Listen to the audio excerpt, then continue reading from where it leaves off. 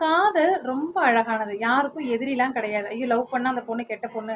அந்த பையன் கெட்ட பையன். ஊர்ல நான் கெட்ட பேர் எடுத்துருவேன். நெறைய பேர் இந்த மாரி தொலைச்சுருவாங்க. அப்புறம் என்னைக்காவது ஒரு மூவியோ, சீரியலோ, ஒரு சாங்கோ இல்ல மத்தவங்கள பார்க்கும்போது, ச்சே! இவங்கலாம் ஹேப்பியா லவ் பண்ணி, மேரேஜ் பண்ணி நல்லா இருக்காங்க. நம்ம தொலைச்சுட்டோமே அப்படின்னு தோணும். அது கண்டிப்பா அந்த வயசுல அது தேவ தான். என்னன்னா, லவ்வ வந்து சைட்ல வைங்க சரிங்களா? அந்த படிக்கிற வயசுல கண்டிப்பா படிப்பு மட்டும் சென்டர்ல வைங்க. மீதி எதுவா இருந்தாலும் அத சைட்ல வைங்க. சரிங்களா?